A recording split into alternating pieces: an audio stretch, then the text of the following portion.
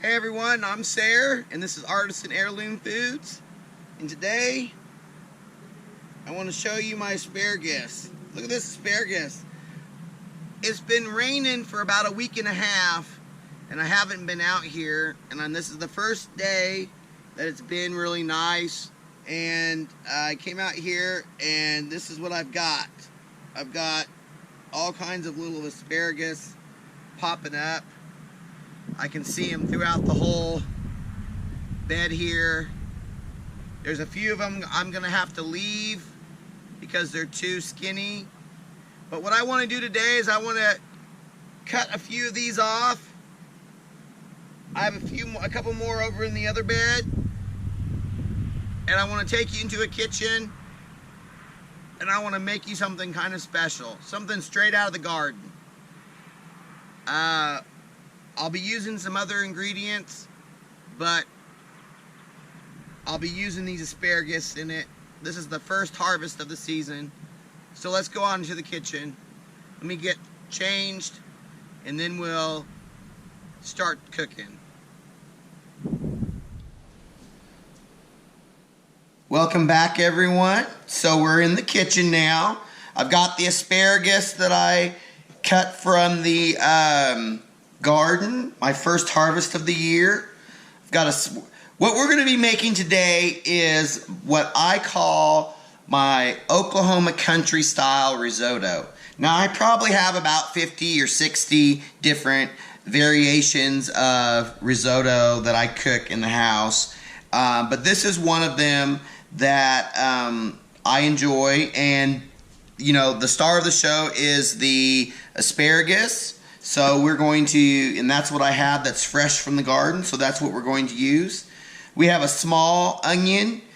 This is a yellow onion, but you can use a white onion or shallot. I have some garlic, some chicken broth. You can use chicken stock, or if you're a vegetarian, you can use vegetable. Then I have what's called arborio rice. It actually has really high starch content, kind of like a potato, and this is it's actually going to thicken the broth. So, but you know, you can't make risotto with any other kind of rice. You can't use basmati or jasmine, or, you know, you have to use arborio rice. And then I have these are called creminis, or baby portobello mushrooms. This is basically what they look like when they're babies, before they turn into those big old giant portobello mushrooms. I like these over the white button mushrooms. They have a little bit more flavor to them, a little bit more earthy. And so I'm going to take you through the steps on how to make this. Now, normally it takes about 45-50 minutes to make risotto. It's not going to take us that long in this video. It'll take us much less than that, but through the magic of editing. Let's get started. So I'm going to chop all this up, all my ingredients, and we will get started cooking.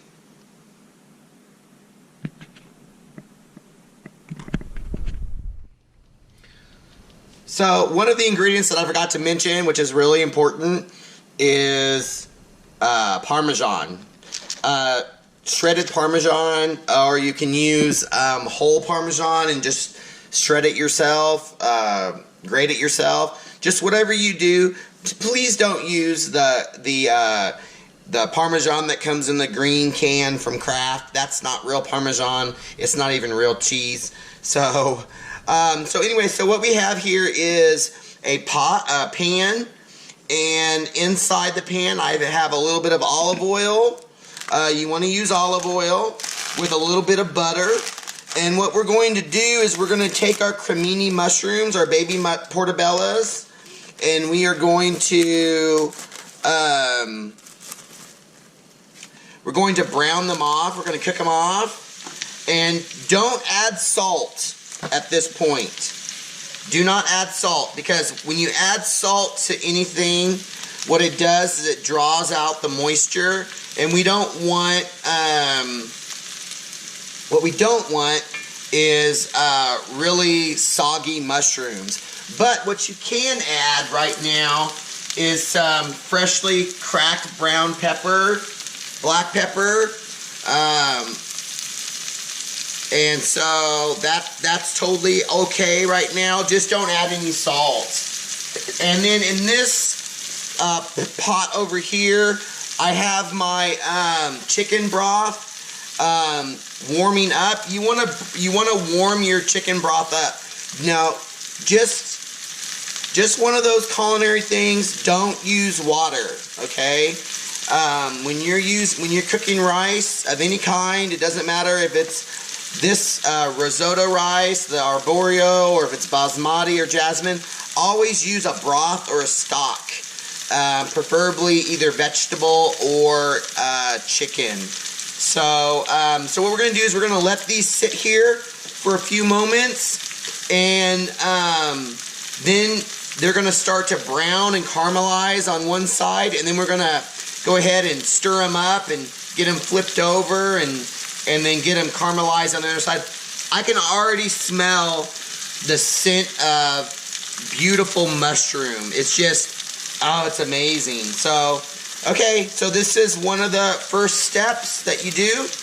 And here in a second, we'll get to cooking even further into this recipe.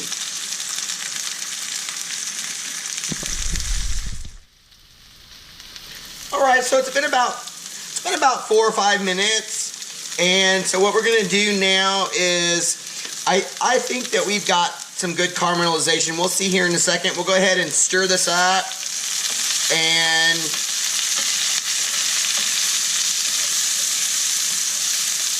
as you can see, look, you can see that one. I don't know if you can see that one, but it's brown, nice and caramelized, and yeah, there's some real good caramelization on these. And what you're doing really is you're locking in, by caramelizing your food, you're locking in the moisture and the flavor of whatever it is that you're cooking. And so what we're gonna do is and they've shrunk in a little bit. This is basically the meat of your dish. Mushrooms are considered a meat alternative, and so we're just gonna go ahead and cook the other side. They've shrunk in now, and we're gonna cook the other side for about 4 or 5 minutes. I have the temperature on medium high. The butter isn't going to burn because it's in olive oil, but what that butter is going to help do is kind of really fry. We kind of want to like fry the mushrooms a little bit. So here in a second we'll add we'll let these cook, and then we'll add the onions.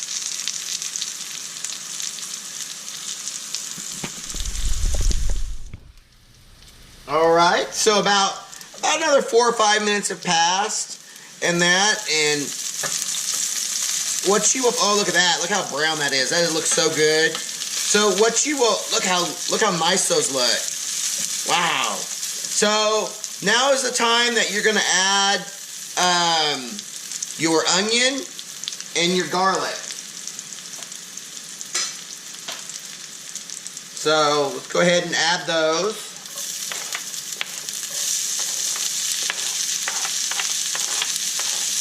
And you can go ahead and add a good pinch of salt. Make sure it's kosher salt, not table salt.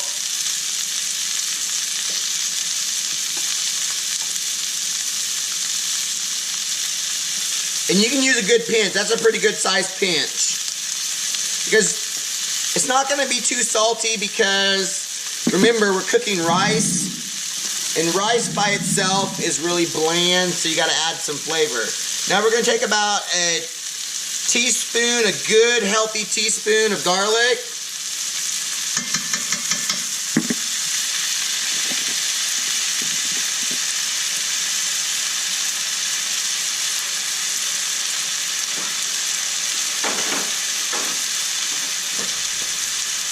And we're going to turn this down just a little bit, because we don't want to burn the garlic. Go ahead and mix all that together.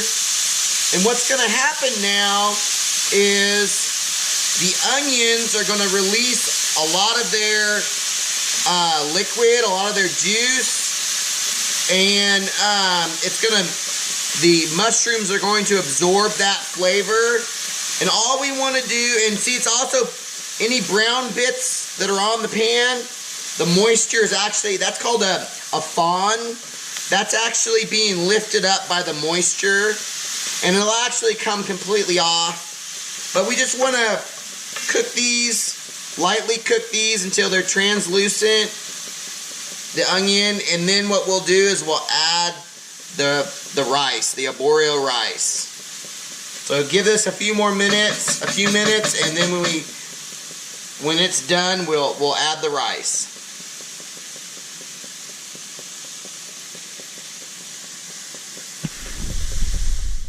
Alright, so it's been about 3 or 4 minutes, and the onion is starting to turn translucent.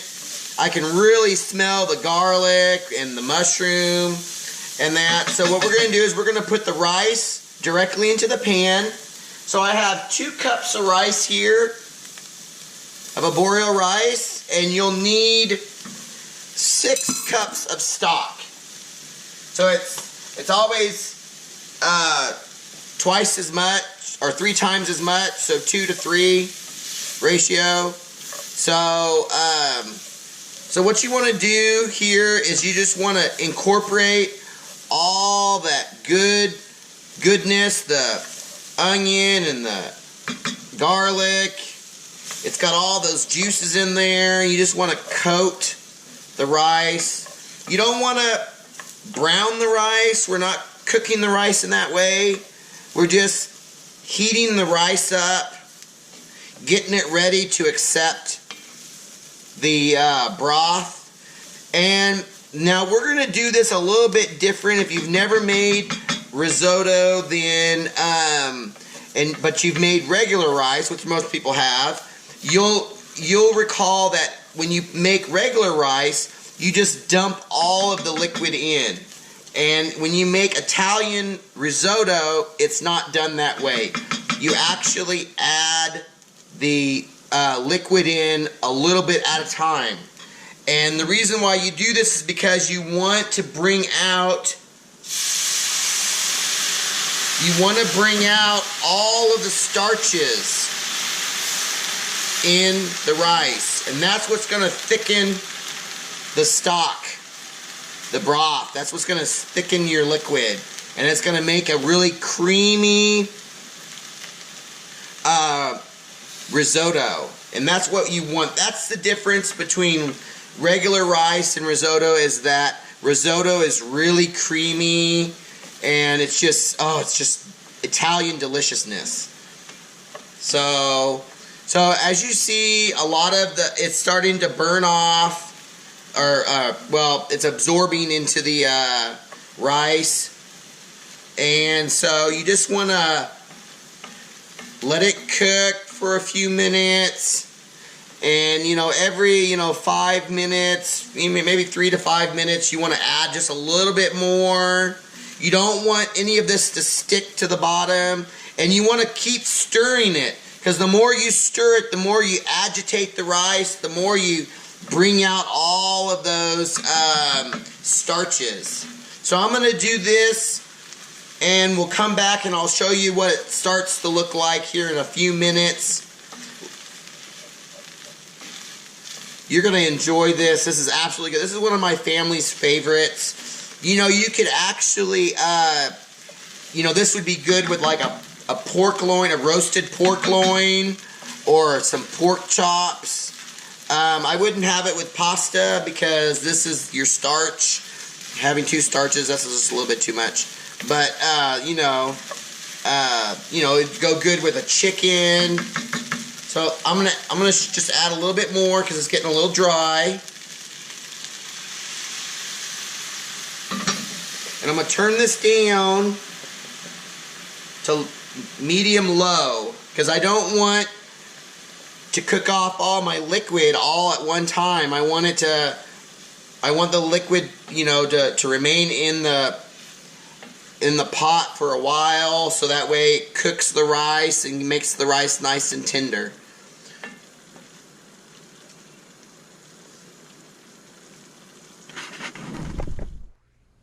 As you can see, I put a lid on this, and what you want to do is, after you've poured your broth into the pot just a little bit at a time and stirred it, you want to put a lid on it and let it sit on there for a few minutes. And what that will do is the steam will actually help cook the rice faster. So you're not going to just turn around and walk away and come back 20 minutes. Every 5 minutes you'll lift this up, you'll stir it, you'll see where you're at with the liquid. If you need more liquid, you'll add a little bit more, and you put the lid back on and let it sit there. Earlier I said that I had 40, 50, 60 different varieties of this risotto. You can do a lot with this. You could have sweet peas. You could have carrots. You could have spinach or kale. You could do other types of vegetables. You know, you can do combinations. You could do pumpkin. You could do squash. So I mean, it's very versatile. So this is just one of many different varieties that I actually do, and it's really based on what I have available in the refrigerator or what's growing out in the garden. So I just wanted to share that quickly with you. Okay, so I've had this on for a few moments, and I wanted to show you. You see how it's bubbling right there? And when I lift back, it's still very liquidy. So just, you want to agitate it, you want to stir it, help get some of that starch out. And like I said, putting the lid on is actually going to help cook the rice even, you know, faster. So we'll put the lid back on, we'll let it cook for a little bit longer, and we'll continue cooking it.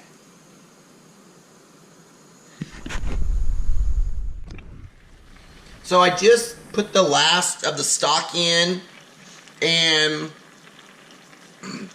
you want to get your tasting spoon and taste a little bit of this rice.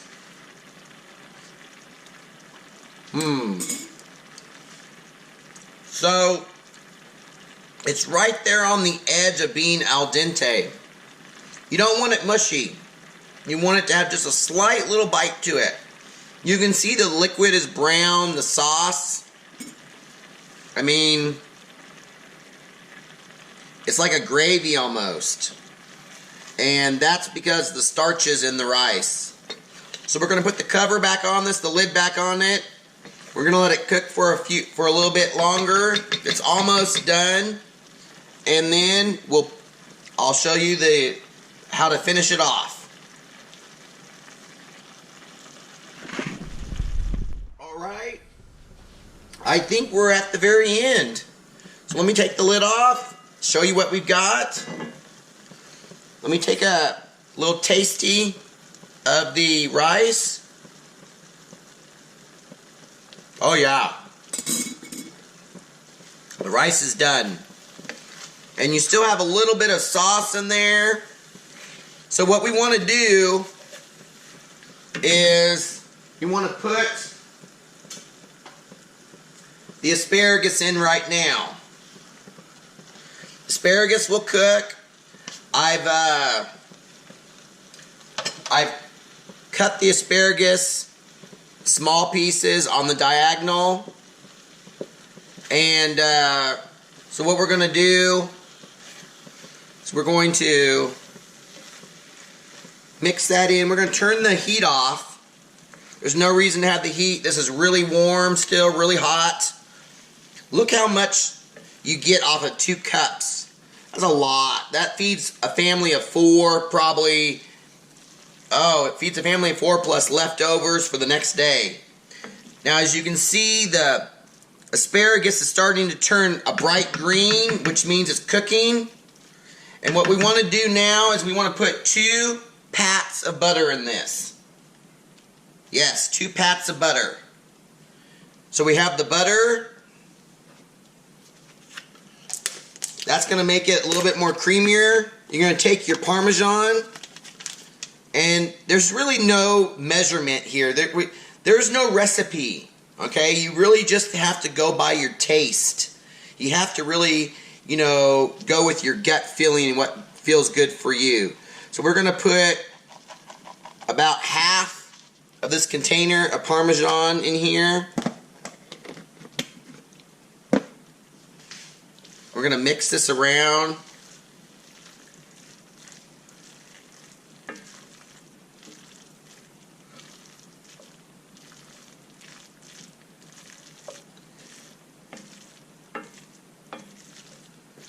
Wow, this looks so amazing. It smells absolutely amazing.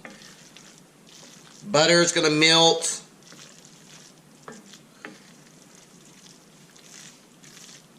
It's nice and cheesy.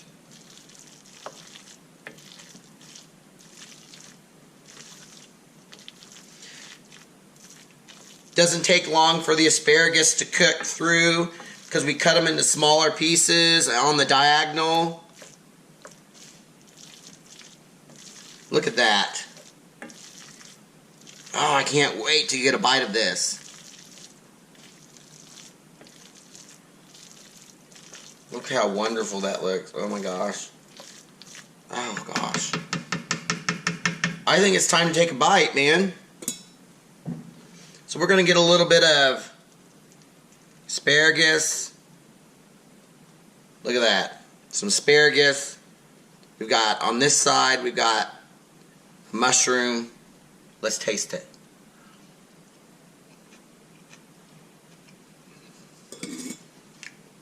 Oh, wow. Oh, yeah. Wow, that just transports you right to an Italian village. Right to an Italian grandma in a village somewhere in Italy. Wow, that is so amazing. Everyone, I want to say thank you so much for spending your time with me.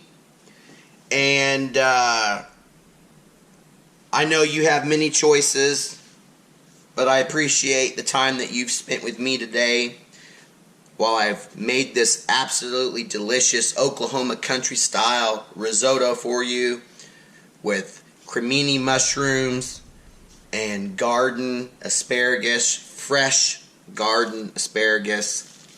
And if you're new to my video, to my content, and you want more, hit that subscribe button. Always hit that notification bell. If you like this video, hit that like button, share, and always comment. And until my next video, again, thank you so very much for spending your time with me. You guys take care. Thank you.